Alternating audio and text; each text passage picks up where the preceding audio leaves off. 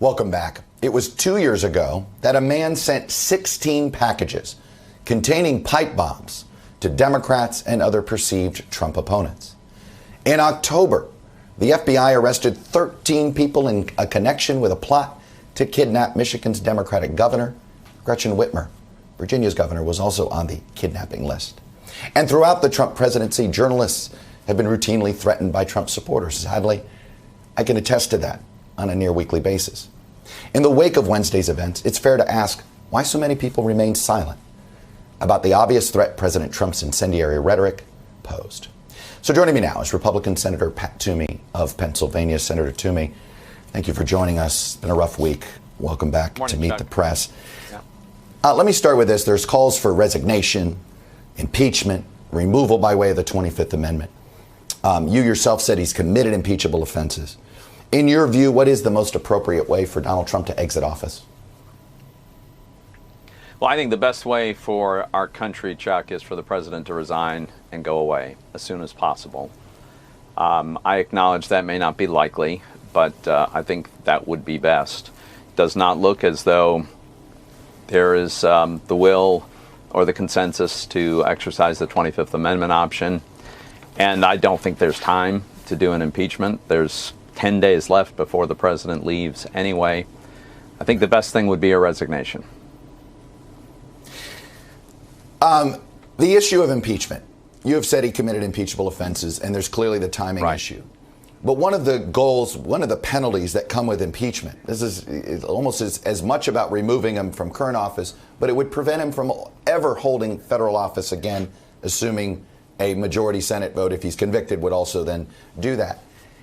Should that be the goal? How to make sure this man never holds federal office ever again in that because of what he did on Wednesday? Yeah, so Chuck, a couple of things. One, it's not clear the Constitution permits impeachment, conviction, and prohibition against ever serving again, which is a separate vote. That's permitted after a person has left office, which is what would have to happen here.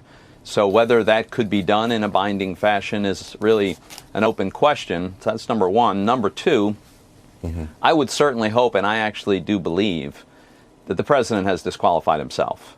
I don't think he's a viable candidate for office ever again because of the outrageous behavior in the post-election period. So those would be my 2 points.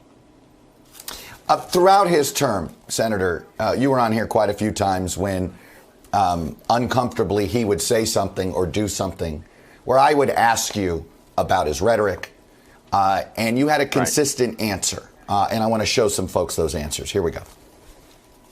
I don't spend a lot of time trying to evaluate and analyze why the president comes to the conclusions he comes to. I don't spend a lot of time focusing on the president's tweets and things that the president says. What I focus more on is what is he going to actually do. I think it's a long way to attributing any kind of real link between what the president might say or tweet and the extraordinary type of madness that leads someone to massacre people.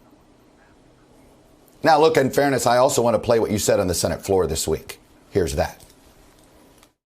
We witnessed today the damage that can result when men in power and responsibility refuse to acknowledge the truth. We saw bloodshed because the demagogue chose to spread falsehoods and sow distrust of his own fellow Americans. Senator, you know the question that's coming, and I'm sure you've heard it from a lot of people. Do you regret not speaking out sooner? And did you underestimate the threat of his rhetoric? Chuck, I think it's important to make a distinction between the president's behavior prior to the election and his behavior after the election. For years, the president said ridiculous things. He lied frequently, many objectionable things. If they were sufficiently objectionable, I did publicly weigh in, and I did many, many times. But he tweeted hundreds of times a day, many days, and I still don't think that I should have gone back and attempted to be his Twitter editor. After the election, he took this to an entire different place, orders of magnitude different. Look, I mean, come on. recruiting thousands of Americans from around the country to descend on the Capitol, promising a wild ride and inciting them to attack the Capitol building so as to prevent the constitutional responsibility of the Vice President and the Congress to complete the peaceful transfer of power after an election, also that he could try to stay in office.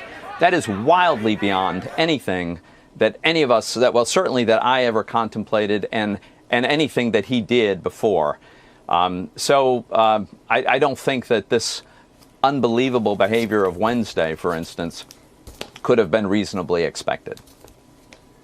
Well, you say that, and with all due respect, an entire primary campaign was waged against him in 2016, where some of the very people that support this president still, like Ted Cruz, called him a pathological liar, worried that his rhetoric was going to go in another, and many people didn't believe it. You yourself explained to me you didn't really believe this was going to go there, and I guess a lot of other folks go, why? How did you miss it?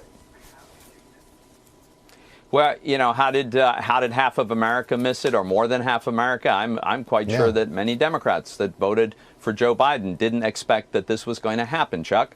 And it's because the president spiraled down into a kind of madness that was different. I'm sorry if people don't acknowledge that. I think what he did this past week is wildly different from the offensive tweets that were common during his presidency. And I don't think that those tweets clearly indicated that this was coming. What kind of responsibility do you hold Senators Hawley and Cruz for what happened on Wednesday? Look, I think what they're gonna have a lot of soul searching to do, and the problem is they were complicit in the big lie, this lie that Donald Trump won the election in a landslide and it was all stolen. They compounded that with this notion that somehow this could all be reversed in the final moments of the congressional proceedings. So that's going to haunt them for a very long time. I know you are you are not crazy about what you might consider overreach. Would it be overreach to kick either man out of the Senate? I think so. I think they're going to pay a very heavy price. What they did was, it was technically permissible under Senate rules. Their voters will decide whether they get another term, and they're both young enough men that I'm sure they would certainly like to do that. So I think it should be left to the voters of their state to decide what their fate is. You regret your vote for president now? Now, knowing what I knew then, I think as the 75 million Americans making this evaluation between this radicalization of the Democratic Party and an administration that had very significant successes, I understand, and it was a rational decision. Nobody could have anticipated what has happened, I don't think, subsequent to the election. Senator Pat Toomey, Republican from Pennsylvania, really appreciate you coming on and sharing your perspective with us. Thank you, sir. Thanks for having me, Chuck.